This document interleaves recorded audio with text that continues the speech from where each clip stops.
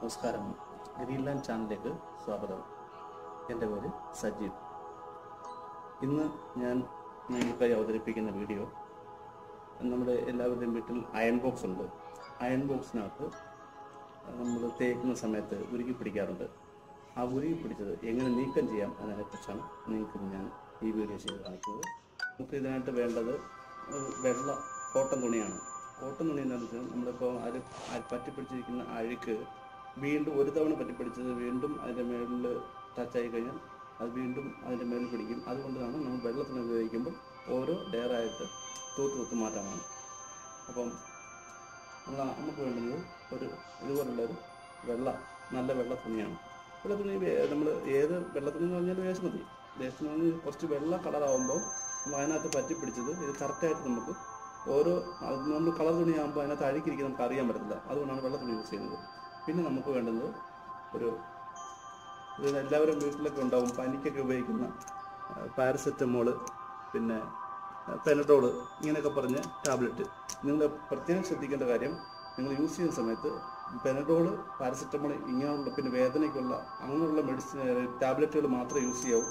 മാരകമായ രോഗങ്ങൾക്കുള്ള ഒരു ടാബ്ലറ്റുകൾ യൂസ് ചെയ്ത് അതിൽ നിന്നുണ്ടാകുന്ന പുക നമുക്ക് അപകടം ചെയ്യും. അതുകൊണ്ട് പാരസെറ്റമോളിനും മറ്റ് ഇങ്ങനെയുള്ള ടാബ്ലറ്റുകൾക്ക് വലിയ കുഴപ്പങ്ങളൊന്നുമില്ല. അത് നമ്മൾ ശ്രദ്ധിച്ചാലും ഒന്നും സംഭവിക്കാൻ പറ്റില്ല, മറ്റുള്ളവർക്ക് അപകടകരമാണ്.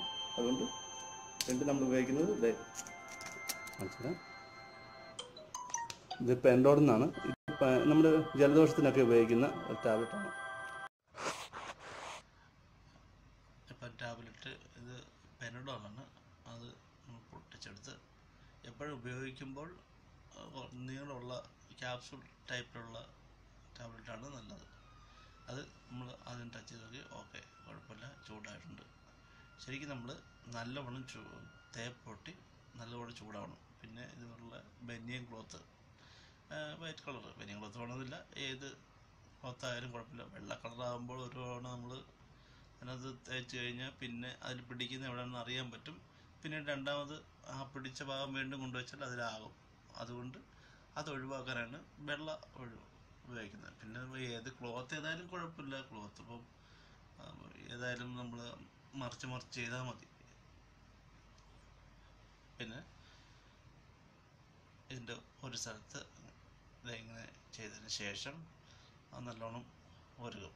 അധികം സമയം വെച്ച് താമസിപ്പിക്കരുത്. എന്നിട്ട് പെട്ടെന്ന് തന്നെ ആ ലെയർ തൂത്തെടുക്കുക. പിന്നെ നമ്മൾ രണ്ടാമത് തേക്കരുത്. രണ്ടാമത് തേച്ചാൽ വീണ്ടും പിടിക്കും.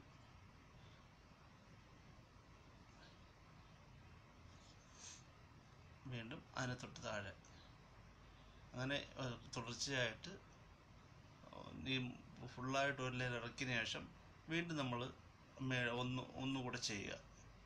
രണ്ട് തവണ 3 തവണയും ഇതുപോലെ ചെയ്ത് കഴിയുമ്പോഴത്തേക്ക് നമ്മുടെ തേപ്പൊട്ടി അയൺ ബോക്സ് വളരെ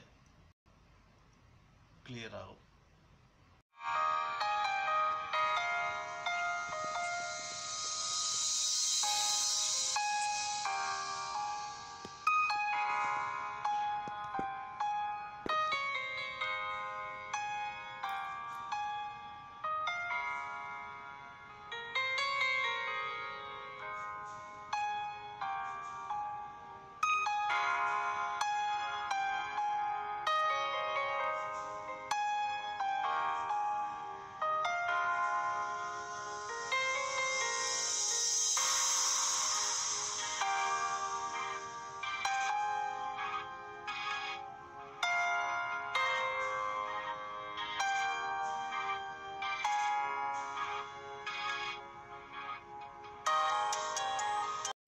ടാബ്ലറ്റ് വെച്ച് ഇളക്കിയതിന് ശേഷം നമ്മുടെ വീട്ടിൽ ടൂത്ത് പേസ്റ്റ് ഉണ്ടാകും. ടൂത്ത് പേസ്റ്റ് എടുത്തിട്ട് ഒരു ലെയർ അതിൻ്റെ എല്ലാം ഇളക്കിയതിന് ശേഷം അതിന് മേളിൽ ഇതുപോലെ കൈകൊണ്ട് കംപ്ലീറ്റ് ആയിട്ടൊന്ന് തേച്ച് കൊടുക്കുക.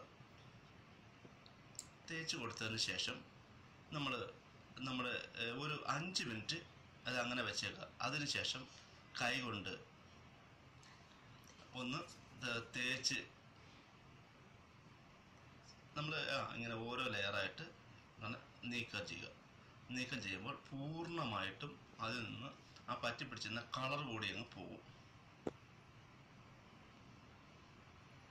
അതുപോലെ ഇതുപോലെ കൈ വെച്ച് ഒന്ന് കറക്കി കൊടുത്താൽ എന്തെങ്കിലും അതിൽ പറ്റി പിടിച്ചിട്ടുണ്ടെങ്കിൽ അതുകൂടി അങ്ങ് പോകും. ഇനിയും ഈ ചാനൽ സബ്സ്ക്രൈബ് ചെയ്യാനുള്ളവർ സബ്സ്ക്രൈബ് ചെയ്യുക. തുടർന്നുള്ള വീഡിയോസ് കാണുന്നതിനായി നിങ്ങൾ ബെൽ ഐക്കൺ ക്ലിക്ക് ചെയ്യുക. ഈ വീഡിയോസ് മറ്റുള്ളവരിലേക്ക് എത്തിക്കാൻ നിങ്ങൾ ഷെയർ ചെയ്യുക. നിങ്ങളുടെ നിർദ്ദേശങ്ങൾ താഴെ കമന്റ് ബോക്സിൽ രേഖപ്പെടുത്തുക. അപ്പോൾ അടുത്ത വീഡിയോ വെച്ച് കാണാം. ബൈ.